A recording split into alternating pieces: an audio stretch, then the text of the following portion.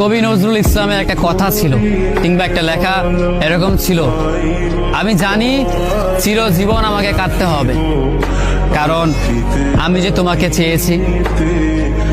আসলেই আমি যে তাকে চেয়েছি এই জন্য আমাকে সারা জীবন কাটতে হবে, কারণ আমি তাকে কোনোদিন পাবো না, আর পাইনি বলেই আমার কান্না করতে হয়। তাকে আমি প্রচন্ড ভালোবাসি বলেই আমার কান্নাটা আসে, তাকে আমি আমার করে পাইনি বলেই আমার কষ্টটা হয়। কবি নজরুল ইসলামের লেখাটা খুব দারুণ ছিল। আসলেই তাকে পাইনি বলে আমাকে সারা জীবন কান্না করতে হবে।